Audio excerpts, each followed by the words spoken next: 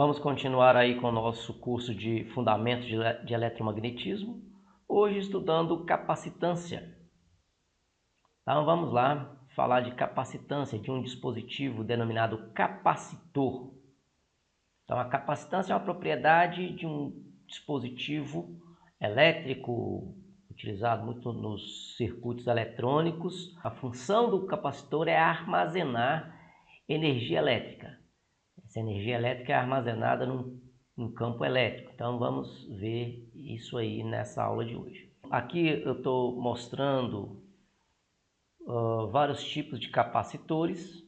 Aqui nós temos capacitores eletrolíticos.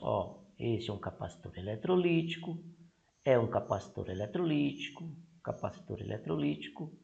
E depois a gente vai ver por que desse nome eletrolítico. Aqui, nós já temos capacitores cerâmicos.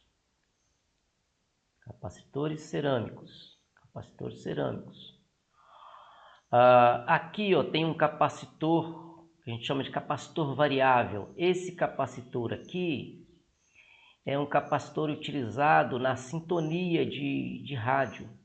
Aquela partezinha que você tem que configurar girando um botão para que você possa acessar a emissora de rádio de sua preferência. Então, vários tipos de capacitores. Uma oportunidade bacana para o pessoal da engenharia aí, nós vamos ver como é que se constrói um capacitor e vamos falar das propriedades físicas que ele tem, né? Que é a capacidade de armazenar energia elétrica. Essa capacidade de armazenar energia elétrica está relacionada com uma propriedade sua chamada capacitância. Então, depois de termos uma ideia aqui dos dispositivos, o que vamos ver aqui a definição. Então, o que é um capacitor? Ele é um dispositivo que nós utilizamos para armazenar energia elétrica. Vamos começar por aí. Bom, mas da pilha também, de uma bateria, de uma pilha, eu consigo energia elétrica. Mas, na verdade, a pilha, o que a gente consegue armazenar na pilha é o que a gente chama de energia potencial química. E quando aquela energia é exigida por um circuito, esta pilha entrega essa energia de forma gradativa, de forma vagarosa. Durante um tempo grande, ela vai entregando a energia aos poucos. Já o capacitor não é assim. No caso do capacitor, ele armazena energia num campo elétrico e quando essa energia é solicitada num circuito, por exemplo, essa energia é entregue num intervalo de tempo muito curto. Então, é uma diferença entre os dispositivos que nós usamos para armazenar energia, há uma diferença entre a pilha e o capacitor. Em suma, como é que a gente faz um capacitor? Se nós utilizarmos duas placas paralelas, as placas metálicas. Pensa aqui nessa placa metálica, aí eu tenho uma outra placa metálica. Essas placas não possuem contato elétrico entre si. Então eu tenho uma placa, tenho outra placa. Se eu chegar aqui e ligar essas placas em uma bateria, vamos imaginar uma pilhazinha aqui, Então, se eu utilizar uma pilha e ligar os terminais dessa pilha, negativo e positivo, nessas placas, nós estamos então construindo um capacitor. Na verdade, a construção do capacitor é simplesmente essas duas placas paralelas, o que permite armazenar energia elétrica através do campo que se forma aqui quando uma diferença potencial é estabelecida entre essas placas. Essa placa tem aqui uma área A, vamos imaginar que a outra placa tem a mesma área A, e elas separadas por uma distância d. Isso é o capacitor. Carregar esse capacitor, armazenar carga aqui nesse capacitor, isso a gente consegue fazer usando uma bateria. Nós vamos estudar com detalhes isso daqui para frente. Então vamos falar aqui da propriedade física de um capacitor. Aqui, logo acima, eu falei de duas placas.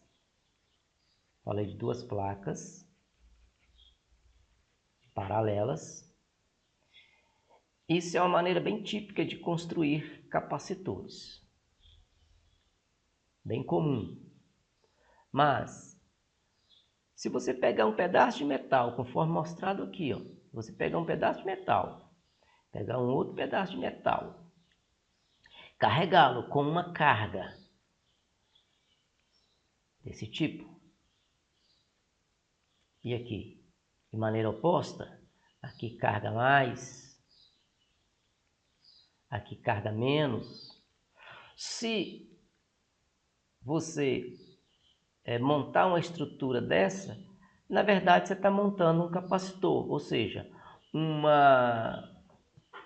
um sistema capaz de armazenar energia potencial elétrica. Não é a maneira mais inteligente de construir um capacitor, mas vai armazenar, é um sistema que é capaz de armazenar energia elétrica, energia potencial elétrica. Então, como você já sabe, você tem aqui as linhas de campo que saem da carga gerador, da carga mais e vai para a carga menos, né? As linhas de campo chegando na carga menos, as linhas de campo saindo da carga mais. Então, isso é um capacitor. A quantidade de carga que esse capacitor pode armazenar depende de uma propriedade física desse capacitor que nós chamamos de capacitância. Nós vamos ver a partir daqui como é que a gente monta uma estrutura e calcula a capacitância dessa estrutura, ou seja, o quanto ela é capaz de armazenar carga elétrica, consequentemente armazenar energia potencial elétrica. Então, voltando aqui no capacitor de placas paralelas. Aqui, o primeiro desenho que eu fiz aqui.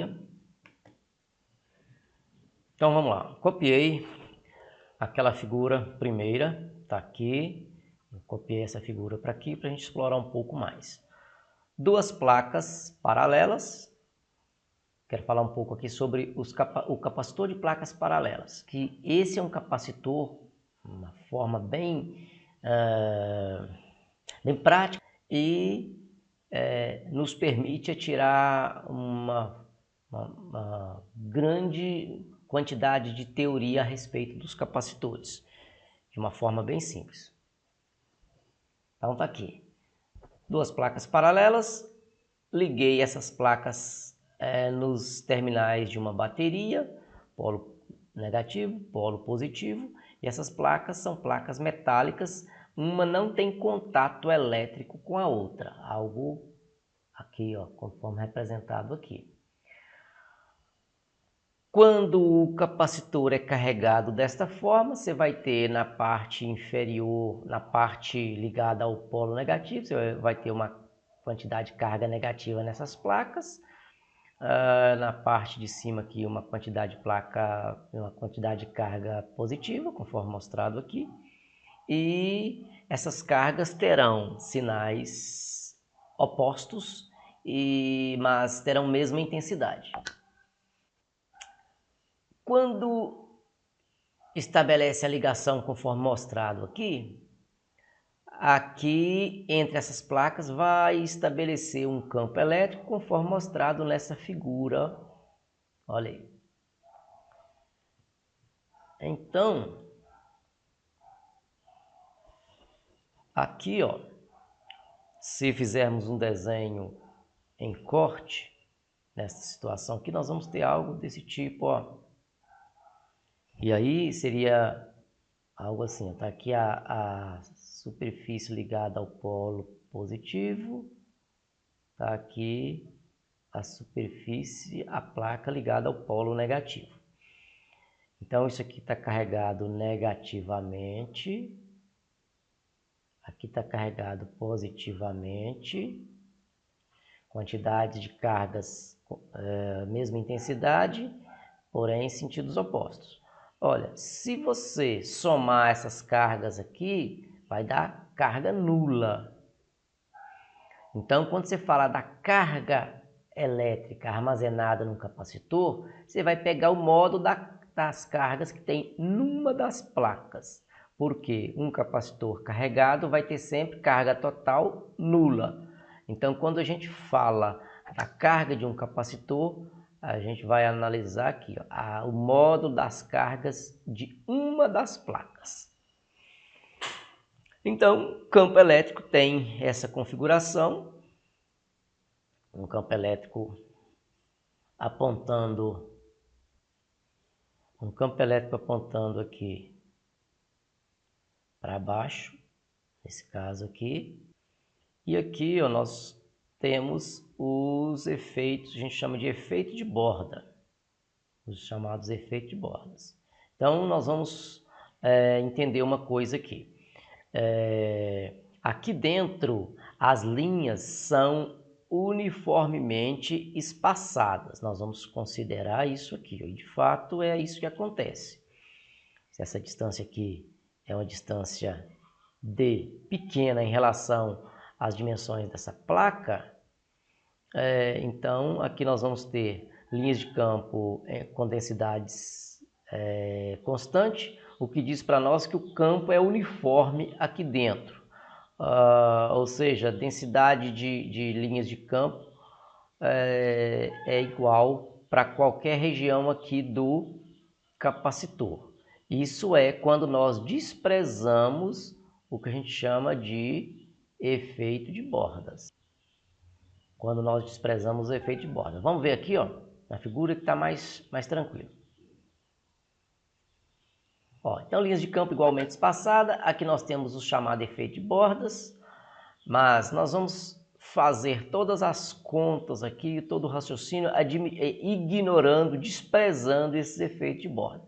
Isso pode ser feito com uma aproximação boa, porque sendo essa distância entre as placas muito pequena quando comparada com as dimensões da área dessas placas, este efeito de borda ele não é tão significativo. Então, vamos imaginar linhas de campo igualmente espaçadas em todo o volume do capacitor. Então, com isso, nós temos um campo elétrico e nós vamos perceber que uma energia potencial elétrica é armazenada neste sistema mostrado. Uma observação é que essas placas elas são superfícies equipotenciais.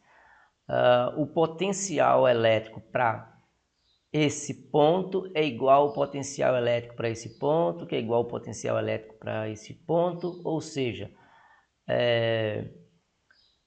para toda essa superfície o potencial é o mesmo. Então a gente chama de superfície equipotencial. Isso ocorre porque essa placa é uma placa metálica. Então, em condição de equilíbrio eletrostático, o potencial elétrico para uma dessas placas é o mesmo em toda a sua extensão. Isso que significa superfície equipotencial. Bom, um capacitor serve para quê? Armazenar energia elétrica, mas para ele armazenar energia elétrica, ele precisa armazenar carga elétrica. Então vamos falar da carga que um capacitor pode armazenar. Essa carga que nós conseguimos armazenar num capacitor, ela é diretamente proporcional à diferença de potencial existente entre essas placas. Exemplo. essa figura já está aqui. Essa estrutura que eu desenhei aqui é exatamente essa estrutura aqui, ó. Ó. Isso aqui é isso aqui, ó. Então vamos analisar o seguinte. E aqui é o desenho esquemático dessa estrutura, que é o desenho esquemático dessa estrutura aqui, ó. Então vamos lá. Vamos supor que eu tenho aqui uma bateria, eu tenho uma fonte, eu vou chamar de fonte. Eu tenho uma fonte que seja possível eu ajustar essa fonte variando a sua diferença de potencial. Por exemplo, quando você vai no mercado, você encontra lá pilhas de 1,5 volt. Se você quiser uma fonte com 3 volts, você vai pegar duas pilhas e vai associá-las da forma correta para obter uma diferença de potencial de 3 volts, por exemplo. Vamos supor que aqui a gente tem uma fonte que seja possível ajustar. Então, uma fonte que seja possível ser ajustada. Vamos usar um símbolo aqui. Então, isso aqui, ó. Então, vou usar essa setinha aqui, ó, para dizer que isso aqui é uma fonte que eu posso ajustar. Eu posso ajustar essa fonte para 1,5 volt, para 3 volts, para 4,5 volt. Então, o que se percebe experimentalmente é que no caso desse aqui, quando você fizer digamos que você use, por exemplo, uma bateria, uma fonte com 1,5 volts. Só um exemplo aqui para a gente raciocinar. E aí, através de um instrumento de medida, nós medimos a carga existente nesse capacitor. Conforme falamos inicialmente, nós avaliamos o módulo da carga em uma das placas. Então, digamos que utilizando 1,5 volt, conseguimos, por exemplo, uma carga de, sei lá, 10 a menos 6 microcoulomb. Depois nós ajustamos essa fonte para 3 volts, por exemplo. Então, aí nós vamos ter, aqui a gente tinha 1 vezes 10 a menos 6. Aqui nós vamos ter 2 vezes 10 a menos 6. Só um exemplo. Se eu utilizar agora, por exemplo, 4,5 volts na fonte aqui, eu vou ter, por exemplo, uma carga de 3 vezes 10 a menos 6 microcoulomb, por exemplo. Isso significa que a carga, isso aqui é verificado experimentalmente, esses dados que eu estou colocando aqui, ó, são verificados experimentalmente. Então, isso mostra que a carga armazenada no capacitor, ela é diretamente proporcional à diferença de potencial que se estabelece aqui. Nós vamos falar de diferença de potencial, embora nós vamos escrever V, mas isso aqui vai ser entendido como diferença de potencial. Então, a literatura geralmente trata a diferença de potencial entre as placas do capacitor como V, ao invés de falar ΔV, como foi usual para nós até o momento. Então, a literatura usa dizer diferença de potencial simplesmente como V. Só uma observação aí. Bom, então o que mostra numa situação dessa aqui é que a carga ela é diretamente proporcional à diferença de potencial aplicado. Quando nós saímos aqui da proporcionalidade e vamos para uma equação, então nós temos uma constante proporcionalidade. Essa constante proporcionalidade nós vamos chamar de C, que é a propriedade que o capacitor possui de armazenar energia potencial elétrica. Então, ou, consequentemente, armazenar carga elétrica. Esse C é a constante de proporcionalidade entre a carga armazenada e a diferença de potencial. A diferença de potencial aplicada nos terminais desse dispositivo, chamado capacitor. Isso nós chamamos de capacitância. Essa capacitância vai dizer o quanto de carga um capacitor pode armazenar e, consequentemente, o quanto de energia potencial elétrica podemos guardar nesse capacitor. Então é isso. Quando o capacitor está totalmente carregado, a diferença de potencial que vai existir entre essas placas é a mesma diferença de potencial que se mede nos extremos dessa bateria. Bom, então depois de termos falado de capacitância, natural agora é que nós falemos da dimensão de capacitância. Qual é a unidade usada para medir capacitância?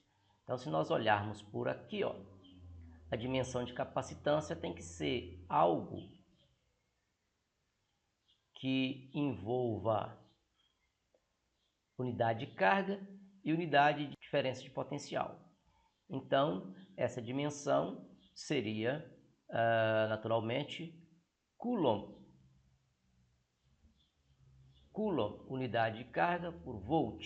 No sistema internacional seria isso. Então, seria assim, ó, Coulomb por volt. Na verdade, isso recebe um apelido em homenagem ao cientista que descreveu capacitância dos dispositivos. Então, isso recebe o nome de Faraday. Aqui é um Y.